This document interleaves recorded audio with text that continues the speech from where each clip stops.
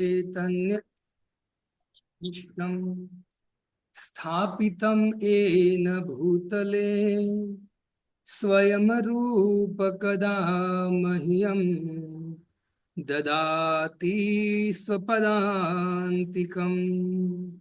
नमो विष्णुपादाय कृष्णपृष्ठाय भूतले श्रीमते भक्तिवेदांत स्वामिन् इति नामिने।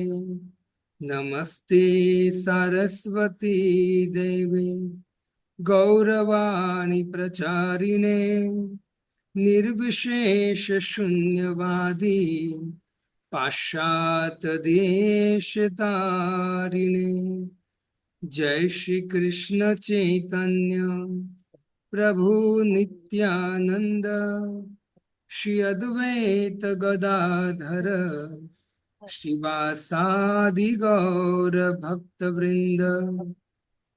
हरे कृष्णा कृष्णा कृष्णा कृष्णा हरे हरे, हरे राम राम राम हरे हरे। हरे कृष्णा कृष्णा कृष्णा कृष्णा कृष्ण हरे हरे, हरे हरे हरे हरे हरे राम राम राम राम हरे राम हरे। हरे हरे हरे कृष्णा कृष्णा कृष्णा कृष्णा हरे हरे, हरे राम राम राम हरे हरे।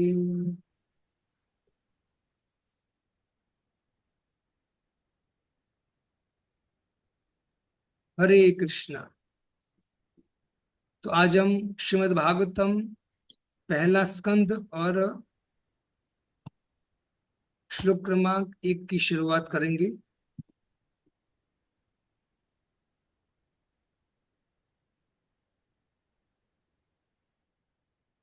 तो श्रीमद् भागवतम के 4 अध्याय पहले स्कंद के समाप्त हो चुके हैं और आगे हम 5वें अध्याय की ओर बढ़ रहे हैं। तो हमने बहुत सुंदर श्रवण किया कि वेद व्यास जी ने जीवों पर बहुत कृपा करने के लिए वेदों का विस्तार किया और जब वेदों का विस्तार किया, जो एकदम समझ न पाए ऐसा भी व्यक्ति होगा, वो भी वेदों को समझ पाए और धीरे धीरे भगवान की ओर बढ़ सके। तो ऐसा प्रयत्न करते हुए वेद व्यास जी ने महाभारत की रचना भी किया।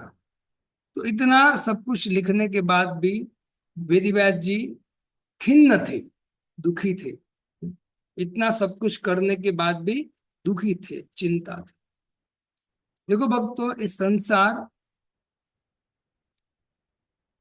संसार ही चिंता का विषय है और सभी व्यक्ति संसार में चिंता से घिरे होने के कारण भगवान वेदव्यास जी को पता है कि संसारी व्यक्ति का क्या हाल है और वो हाल से हमको बाहर निकालने के लिए, उस स्थिति से बाहर निकालने के लिए वेदव्यास जी ने परम कृपा किया है और हमको वेद दिया है। तो जब हम सनातन धर्म की बात करते हैं तो सनातन धर्म क्या है? सनातन धर्म शास्त्र के आधार पर चलता है। और जहाँ शास्त्र के आधार पर कोई कोई कुछ बोलता है या कोई एक्टिविटी चलती है तो वास्तव में सनातन धर्म नहीं हो सकता है, उससे दूर रहना चाहिए हमें। जब सनातन धर्म की बात है तो गीता भागवतम को हाथ में लेना चाहिए और वही सनातन धर्म है।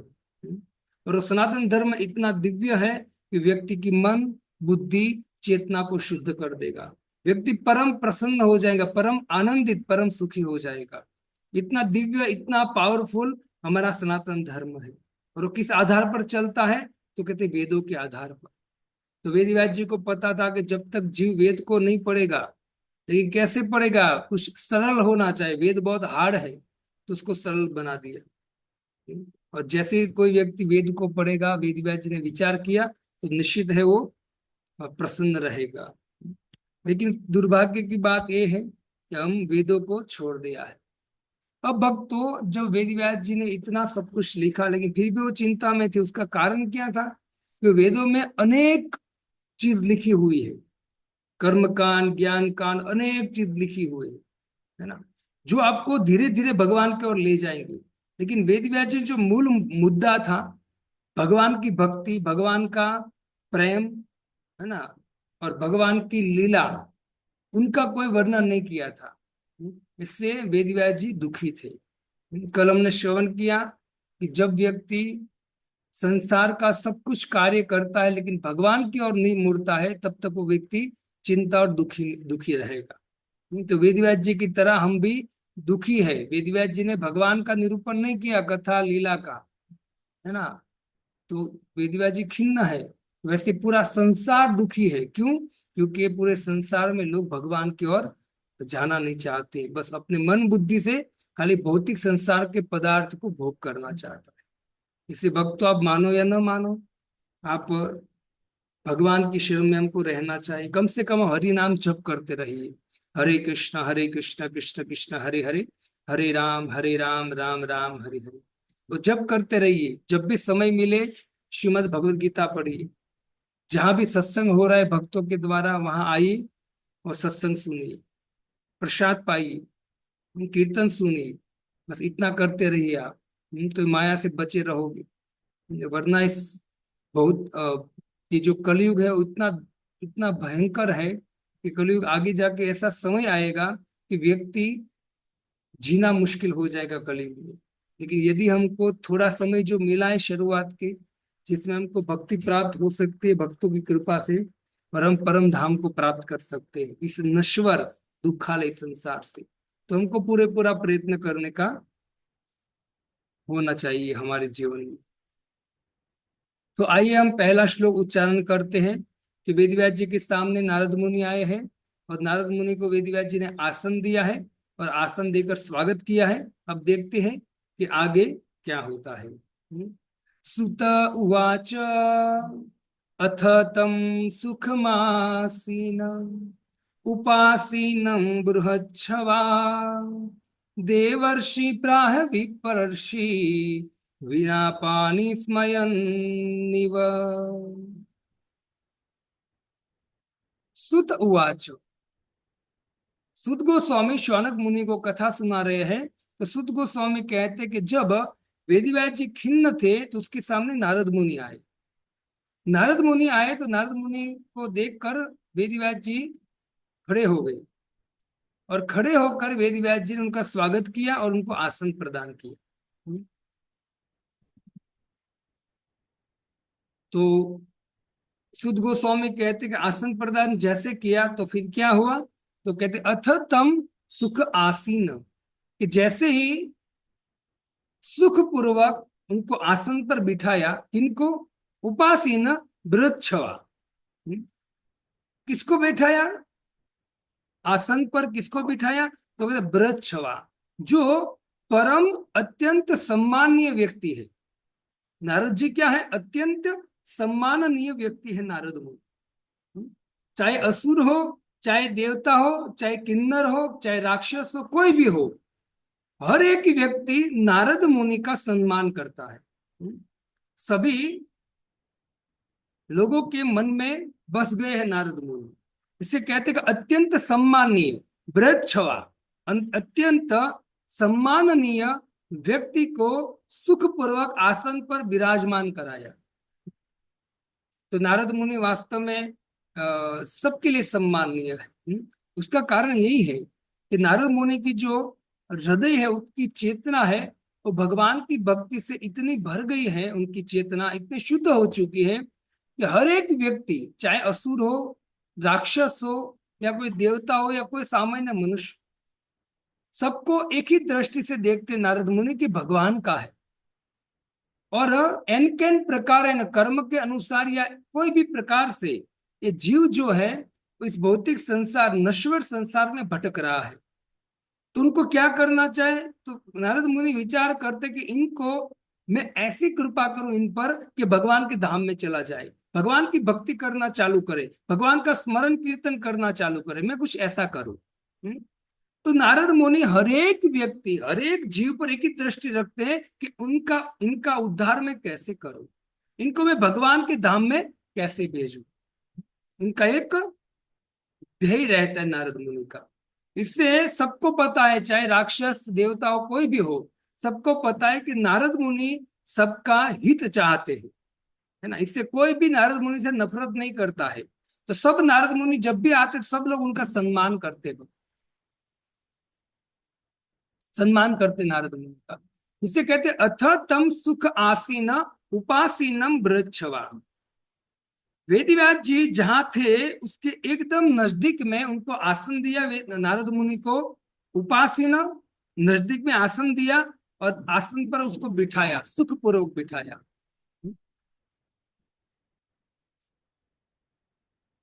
अच्छा, बृहच्छवा मतलब अत्यंत सम्मानीय। आप श्लोक पे ध्यान दीजिए, बृहच्छवा अत्यंत सम्मानीय को आसन दिया और सुखपूर्वक बिठाया। अच्छा, अत्यंत सम्मानीय कौन है, तो कहते हैं दूसरी लाइन में, देवर्षि प्राह विप्रर्षि। देवर्षि मतलब देवताओं में जो श्रेष्ठ ऋषि हैं उनको बोलते हैं देवर्षि, वो है नारद मुनि। और विप्रर्षि, विप्रर्षि कौन है, तो कहते हैं कि वेदव्यास जी। देवर्षि प्राय विप्रर्षि, देवर्षि नारद मुनि को आसन दिया, किसने, विप्रर्षि, वेदव्यास मुनि ने। तो वेदव्यास मुनि को विप्रर्षि इसलिए कहा गया है कि विप्र जितने भी ब्राह्मण हैं उसमें श्रेष्ठ वेदव्यास जी है, और जितने भी देवता है ऊपर के लोगों के, उसमें कोई श्रेष्ठ ऋषि है तो है नारद मुनि। इससे दोनों को यहाँ सम्मानीय कहा गया है। दोनों को क्या कहा गया है, सम्माननीय व्यक्ति कहा गया है, चाहे वेदव्यास जी हो या नारद मुनि। तो एक सम्मानीय व्यक्ति ने दूसरे सम्मानीय व्यक्ति को आसन दिया और बिठाया। अच्छा, वीणा पानी स्वयं निव। नारद मुनि के हाथ में क्या रहता है, तो कहते वीणा। पानी मतलब हाथ, और वीणा मतलब वो बजाते वीणा। स्वयं मयन निव। और जैसे ही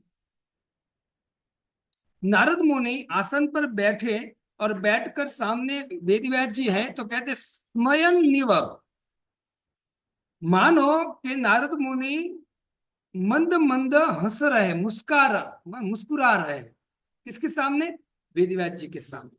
अब देखो भक्तों, एक तो वेदव्यास जी पहले से दुखी है, मन से चिंतित है, इतना लिखा है फिर भी दुखी क्यों हूं मैं, चिंता में क्यों हूं, खुद प्रॉब्लम में, चिंता में, ऊपर से नारद मुनि आए तो नारद मुनि वेदव्यास जी के सामने हंस रहे हैं। आइए अनुवाद पढ़ते हैं। अब क्यों हंस रहे हो तो आप समझ ही गए होंगे, क्योंकि जो भी वेदव्यास जी के मन में चल रहा था, उनकी स्थिति चल रही थी, वो स्थिति वेदव्यास जी सब समझ गए। अब देखो भक्तों, नारद मुनि को कहा जाता है कि भगवान की मन की बात भी वो जान लेते हैं कि भगवान आगे क्या करने वाले हैं। तो विचार कीजिए, अगर भगवान की बात हो, साक्षात पूर्ण पुरुषोत्तम भगवान श्री कृष्ण के मन की बात वेदव्यास जी जान लेते हैं भक्तों, तो क्या भगवान श्री कृष्ण की बात जान लेते हैं तो क्या वेदव्यास जी के मन की बात नहीं जान सकते, अवश्य जान सकते हैं, ये प्रमाण है। उसकी मन की बात जानकर नारद मुनि मंद मंद मुस्कुरा रहे हैं। आइए अनुवाद पढ़ते हैं। सुत गोस्वामी ने कहा, इस तरह देवर्षि अर्थात अर्थात नारद मुनि सुखपूर्वक बैठ गए और मानो मुस्कुराते हुए महर ब्रह्मर्षि मतलब व्यास देव को संबोधित किया। तो अब वेदव्यास जी के सामने मुस्कुरा कर नारद मुनि ने वेदव्यास जी को कुछ कहा। क्या कहा वो अगले श्लोक में श्रवण करेंगे, पहले तात्पर्य पढ़ते हैं। पढ़ेंगे, कोई पढ़ेंगे तात्पर्य।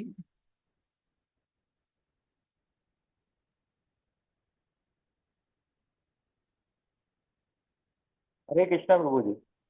हाँ पढ़िए। नारद मुस्कुरा रहे थे क्योंकि वे महर्षि वेदव्यास को तथा उनके असंतोष के कारण को भली भांति जानते थे। जैसा कि व्यासदेव आगे बताएंगे, उनका असंतोष भक्ति योग को सही ढंग से प्रस्तुत न करने के कारण उत्पन्न था। नारद को वह त्रुटि ज्ञात थी और व्यास की दशा से उनकी पुष्टि हो गई। हाँ, नारद मुनि नारद मुनि मुस्कुरा रहे हैं। क्यों? क्योंकि वेदव्यास जी का जो असंतोष था, वो असंतोष का कारण वेदव्यास जी जानते थे, है ना, इसलिए वो हंसने लगे। इनका असंतोष का कारण क्या है?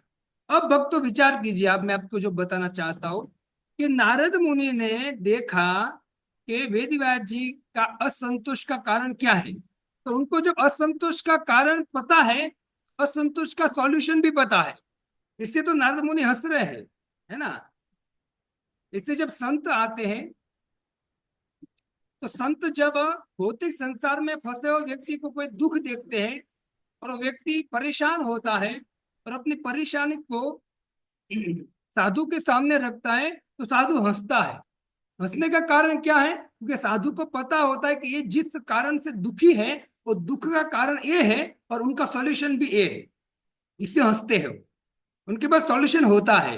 तो नारद मुनि हंसते हैं, उसका कारण है कि वेद व्यास जी जितनी जी भी समस्या में अभी पड़े हैं, वो समस्याओं का हल नारद मुनि के पास है, इसे हंस रहे हो।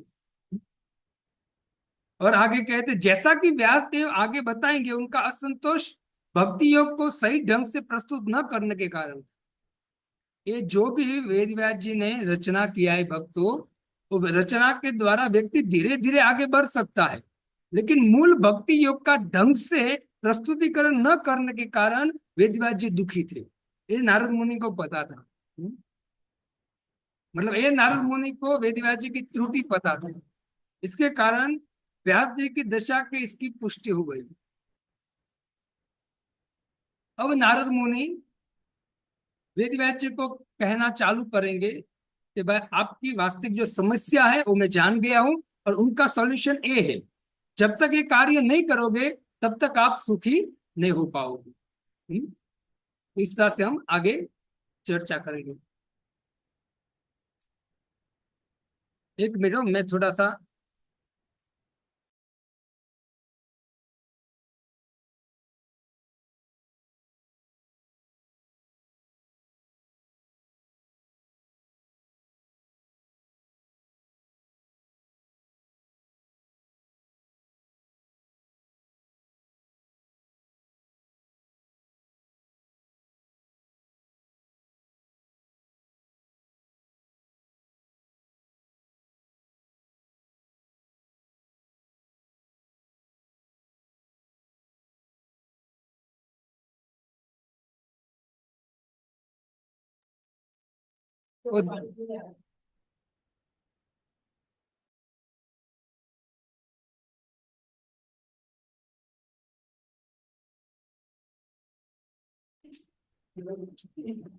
हरे कृष्णा।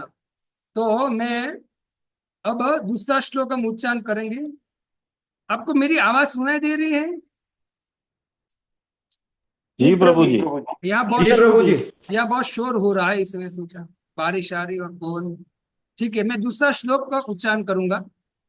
नारद उवाच पराशर्य महाभाग भवत कच्चिदात्मना परितुष्यति शारीर आत्मा मानस एव वा।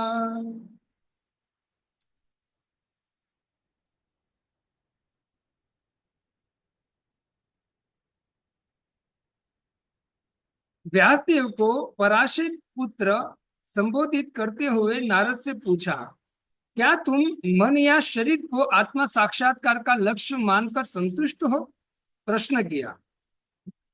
इस श्लोक में नारद मुनि प्रश्न कर रहे वेद व्यास जी को, हे व्यास, हे पराशय पुत्र, पराशय के पुत्र, क्या तुम मन और शरीर को आत्मा साक्षात्कार का लक्ष्य मानकर संतुष्ट हो?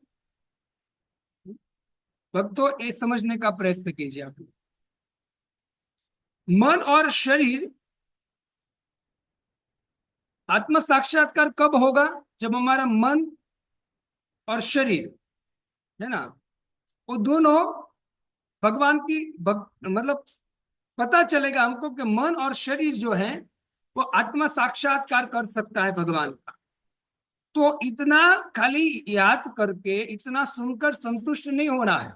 यह नारद मुनि कहते हैं कि क्या तुम संतुष्ट हो इतना सुनकर? खाली सुनकर संतुष्ट नहीं रहना चाहिए, उसमें एक्टिव होना चाहिए। जब हमको पता है कि यदि हम मन शुद्ध होगा और हमारा शरीर के द्वारा हम भगवान का आत्म साक्षात्कार कर सकते हैं, लेकिन जिस कारण से कर सकते हैं, जिस प्रोसेस से कर सकते हैं, उस प्रोसेस में लगने का प्रयत्न करना चाहिए। तो नारद मुनि वेद व्यासों के समझाने का प्रयत्न कर रहे हैं कि क्या तुम इतना समझ के खाली संतुष्ट हो कि मन और शरीर से आत्म साक्षात्कार हो सकता है, लेकिन उसकी प्रोसेस करनी चाहिए, जिस प्रोसेस में आप नहीं लगे हो अभी, इसके कारण आप दुखी हो, है ना। तो ये समझ में आ रहा है मैं आपको जो बता रहा हूं? जी प्रभु जी। सबको समझ में आ रहा है? जी जी प्रभु जी। मतलब हमको पता चल गया कि मन और शरीर के द्वारा हम आत्म साक्षात्कार कर सकते हैं, हमको पता चल गया और बात भी सही है। लेकिन जब तक हम वो आत्मा साक्षात्कार की प्रोसेस में नहीं लगाएंगे मन को और शरीर को, तब तक वो आत्मा साक्षात्कार होने वाला नहीं है। इससे खाली इतना समझकर हमको संतुष्ट नहीं बैठना है कि मन और शरीर से आत्मा साक्षात्कार हो सकता है, वह इतना बोलकर शांत नहीं बैठना है, वरना जीवन भर कभी आत्मा साक्षात्कार होने वाला नहीं है। उसकी प्रोसेस में लगना चाहिए, है ना। और निश्चित है कि शरीर जो मिला है और मन है, उनके द्वारा हम भगवान का साक्षात्कार कर सकते हैं, लेकिन जो भगवान का साक्षात्कार करने की प्रोसेस है, उस प्रोसेस में हमको अंदर प्रवेश करना पड़ेगा। खाली सुनने से या रटने से कुछ होने वाला नहीं है भक्तों। हमको ये सुनने के बाद एक्टिव होना बहुत जरूरी है, ये नारद मुनि वेदव्यास जी को कहते हैं। पढ़िए कोई तात्पर्य।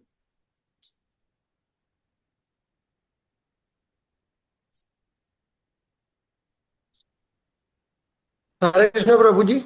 हाँ पढ़िए। नारद द्वारा व्यासदेव को नारद द्वारा व्यासदेव को उनके असंतोष के कारण यह संकेत था। व्यासदेव को अत्यंत शक्ति संपन्न ऋषि पाराशर के वंशज होने के कारण असामान्य पैतृक विशेषाधिकार प्राप्त था, जिससे उनके असंतुष्ट रहने का कोई कारण नहीं होना चाहिए था। ओके ओके, एक मिनट। महान पिता के ये जो पराशर मुनि कहते हैं, मतलब प्रभुपाद जी तात्पर्य में कहते हैं कि किसके पुत्र थे, तो कहते पराशर मुनि। पराशर मुनि इतने बड़े संत थे, भगवान के भक्त थे, तो असामान्य उनको पैतृक विशेषा उनका अधिकार मिल गया था पहले से उनको। क्योंकि होता है ना कि माँ बाप यदि भगवान के भक्त होते तो पुत्र को अपने आप भक्ति मिलती है, अपने आप भक्ति मिलती है।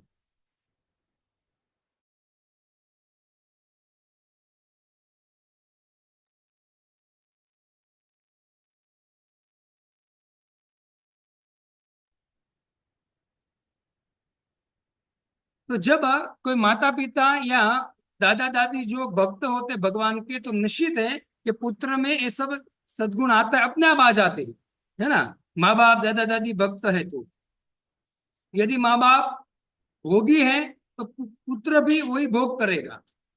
तो यहाँ कहते कि विशेषाधिकार था उनका, पैतृक विशेषाधिकार था, है ना। इससे उनको कोई संतोष रहने का कोई कारण नहीं था। उनके पास सब कुछ था, क्योंकि पहले से परंपरा के द्वारा उनके पास आया था, लेकिन फिर भी ये भूल हो गया उनसे, है ना। तो पराशर मुनि जो थे वो भगवान के भक्त होने के कारण, आप उनके पुत्र हैं वेदव्यास जी, तो आपको असंतुष्ट होने का कोई कारण नहीं था। लेकिन फिर भी क्या भूल हो गया है, तो कहते उसने भगवान के विषय में अभी उसने पूरा पूरा वर्णन किया नहीं है। पढ़िए आगे। पिता के महान पुत्र होने के कारण उन्हें चाहिए था कि आत्मा की पहचान शरीर या मन से न करते। अल्प बुद्धि वाले सामान्य जन शरीर को या मन को आत्मा के रूप में स्वीकार कर सकते हैं, लेकिन व्यासदेव को ऐसा नहीं करना चाहिए था। स्वभावतः कोई तब प्रसन्न नहीं रह सकता जब तक सचमुच वह आत्म साक्षात्कार को प्राप्त न हो, जो भौतिक शरीर तथा मन से परे है। देखो यहाँ बहुत सुंदर दूसरा सिद्धांत मिलता है कि संसार में व्यक्ति अपने शरीर को सजाने धजाने में दिन रात एक कर देते हैं, क्योंकि वो मानते हैं कि शरीर ही सर्वे सर्वा है, और अपने मन में जो भी विचार आता है उसको पूरा करने का पूरा एक्टिव करता है। अब मन इतना दूषित है, इतना दुष्ट है कि मन हमको हर बार ऐसे ऐसी वस्तु पर ले जाएगा जहां को दुख के अलावा कुछ नहीं मिलेगा। लेकिन फिर भी व्यक्ति क्या मानता है कि मन ही सब कुछ है, मन जो बोलेगा वो करना है हमको, मन को आनंद, मन में आनंद आना चाहिए। लेकिन वास्तव में मन और शरीर से ऊपर आत्मा है। इसलिए कभी भी अपने मन को और शरीर को आत्मा नहीं मानना चाहिए।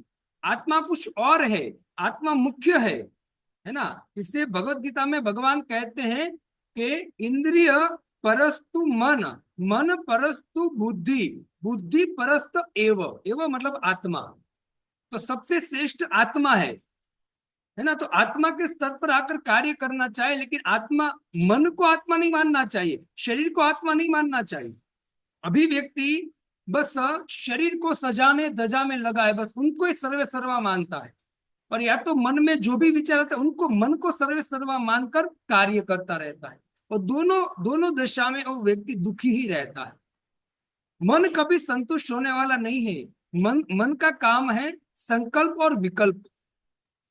मन संकल्प करता करता है कि मुझे ये गाड़ी चाहिए, तो जब आप गाड़ी लेते हो तो मन तुरंत 1 महीने के बाद विकल्प देगा, है ना, तो ये गाड़ी से बेटर है, वो गाड़ी अच्छी थी, ये विकल्प देगा। तो मन कभी संतुष्ट होने वाला नहीं है। और शरीर जो है वो तो नश्वर है, हाड़ मांस का बना हुआ है। तो इन दोनों को आत्मा नहीं मानना चाहिए। आत्मा कुछ और है, जो शरीर को और मन को चलाती है, वो आत्मा है। और वो आत्मा भगवान का अंश है। तो भगवान की भक्ति करेंगे तो आत्मा प्रसन्न होगी, संतुष्ट होगी, और जब आत्मा संतुष्ट होगी तो मन और शरीर वो दोनों सार्थक हो जाएंगे। इससे यहाँ वेदव्यास जी कहते हैं कि नारद मुनि कहते हैं कि हे वेदव्यास जी, आप आत्मा मतलब मन और शरीर को आत्मा मत मानिए, है ना। आत्मा के स्तर पर आइए, और आत्मा साक्षात्कार आपको करना है। तो आत्मा भगवान का अंश है। भगवान खुद कहते कि ममे अंश जीव लोक जीव भूत सनातन, ये समस्त जीव मेरे अंश है। तो आत्मा भगवान का अंश होने के कारण, मतलब हम भगवान के अंश होने के कारण, जब हम भगवान से जुड़ेंगे या तो भगवान से जुड़ाएंगे लोगों को, तब जाके व्यक्ति आत्म साक्षात्कार कर सकता है, परम प्रसन्न हो सकता है। इससे आत्मा भगवान का अंश होने के कारण आप भगवान के विषय में लिखो, भगवान की कथा लिखो, भगवान की लीला लिखो, और ये लीला जन सामान्य को प्रदान कीजिए, तब जाके वो लोग संतुष्ट हो सकते हैं। ये कौन कह रहा है? नारद मुनि के। इधर से बाहर ले चल रही। इससे भक्तों आप सबको निवेदन है कि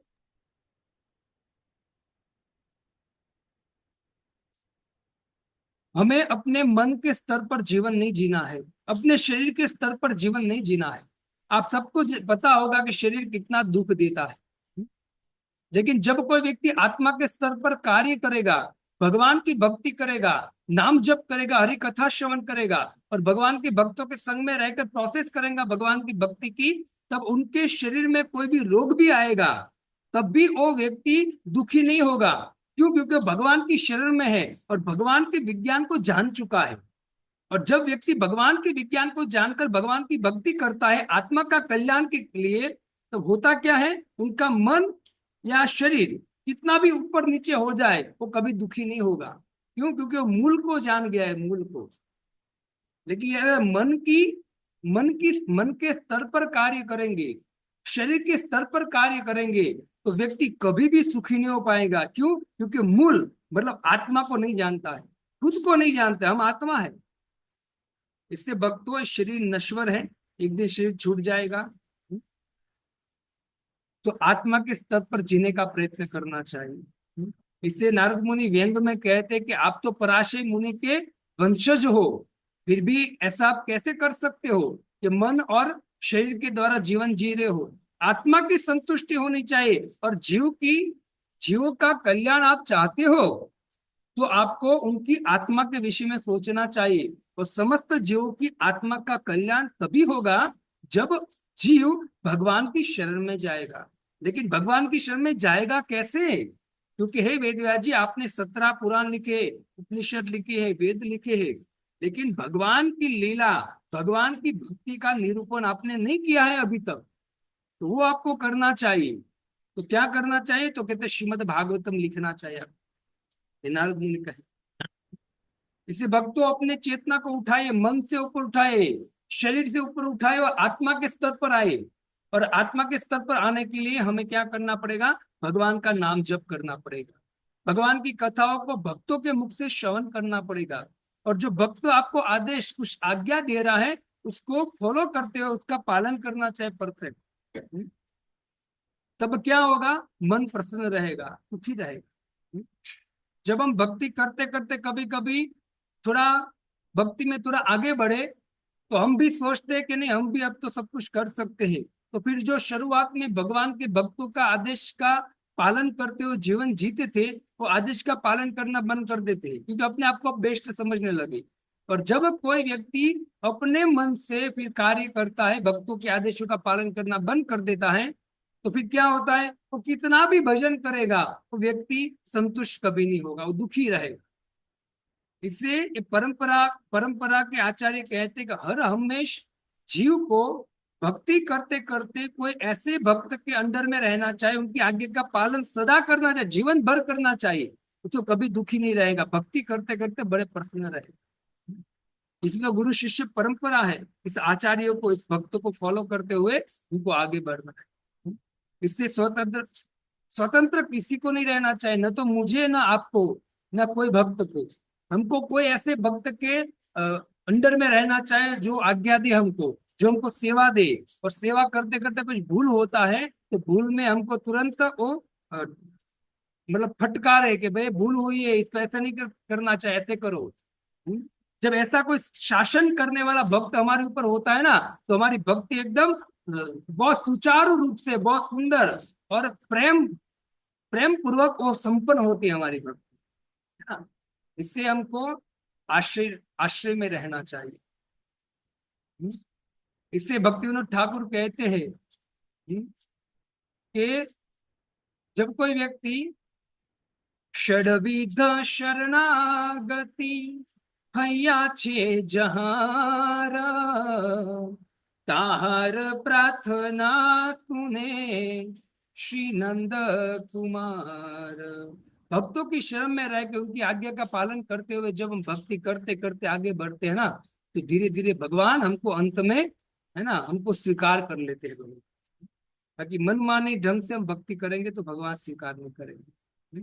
वेदव्यास जी ने तुरंत नारद, 2 हाथ जोड़कर नारद मुनि की आज्ञा का पालन करेंगे पूरे पूरा। वो जो भी बोलेंगे वो तुरंत आत्मसात करेंगे, और फिर नारद मुनि के कहने से उस अनुसार जब कार्य करेंगे ना वेदव्यास जी, तो वो बड़े प्रसन्न हो जाएंगे। तो सीखना चाहिए हमें भी भक्तों कि वेदव्यास जी भगवान के एक 27 अवतार है। वो हमको अपनी शिक्षा के द्वारा, अपने आचरण के द्वारा सिखा रहे हैं कि हमको भक्तों की आज्ञा का पालन करना चाहिए। तब भक्तों की कृपा मिलेंगी और उस अनुसार कार्य करेंगे तो निश्चित है हम आगे जाकर भगवान की प्राप्ति हम कर पाएंगे। तो मैं यही अपने वाणी को विराम देता हूँ। तो नारद मुनि ने बोलना स्टार्ट कर दिया है, और नारद मुनि कहते हैं कि आप शरीर और मन से ऊपर उठिए। मन और शरीर से, शरीर का बात, शरीर और मन का भी जहां कल्याण है, वो आत्मा के स्तर पर आप आए और आत्मा को प्रसन्न करने वाली वस्तु लिखिए। और आत्मा को प्रसन्न करने वाली वस्तु एक ही है, वो है भगवान का नाम, भगवान की कथा, भगवान की लीला। वो अभी तक आपने लिखा नहीं है, इससे आप भी असंतुष्ट हैं, और आपने जो लिखा है वो पढ़ने वाले भी असंतुष्ट रहेंगे, है ना। भक्त देखिए कितना सुंदर है कि जिसने लिखा है इतना, इतने पुराण, है ना, ब्रह्मांड पुराण, वामन पुराण, स्कंद पुराण, पद्म पुराण, शिव पुराण, ब्रह्म वैवर्त पुराण, अग्नि पुराण, मत्स्य पुराण, है ना, गरुड़ पुराण, नारद पुराण, अनेक पुराण लिखे हैं। अब ये लिखने के बाद भी खुद वेदव्यास जी संतुष्ट नहीं है, तो भक्तों विचार कीजिए, जो व्यक्ति ये सब पुराणों की कथा कर रहे हैं, कथा सुना रहे हैं, वो कैसे संतुष्ट हो सकते हैं? है ना। लेकिन जब नारद मुनि की आज्ञा से वेदव्यास जी श्रीमद् भागवतम की रचना करेंगे ना, तो वेदव्यास जी परम प्रसन्न हो जाएंगे। और जब वो भागवतम जो व्यक्ति सुनेगा वो भी परम प्रसन्न हो जाएगा। कितना सुंदर सिद्धांत है। तो इसे समझना चाहे श्रीमद् भागवतम ही हमारे पितृ का उद्धार करना है, श्रीमद् भागवतम कराओ। खुद का उद्धार करना, श्रीमद् भागवतम पढ़ो सुनो। श्रीमद् भागवतम ही समस्त जीवों का उद्धार कर सकता है भक्तों। ये वेदव्यास जी नारद मुनि हमको सिखा रहे हैं इस सिद्धांत के द्वारा। ठीक। तो बहुत अच्छी तरह से आप एक बार और इनको तात्पर्य को पढ़ना, समझने का प्रयत्न करना, क्योंकि भागवतम आपके पास होगा, सबके पास। तो यही मैं वाणी को विराम देता हूँ। कल पुनः मिलेंगे और नारद मुनि के उद्गारों को वापस हम श्रवण करेंगे। ठीक है। हरे कृष्णा कृष्णा कृष्णा हरे हरे, हरे राम राम राम हरे राम राम हरे हरे। हरे। भक्ति वेदांत स्वामी श्रील प्रभुपाद की जय।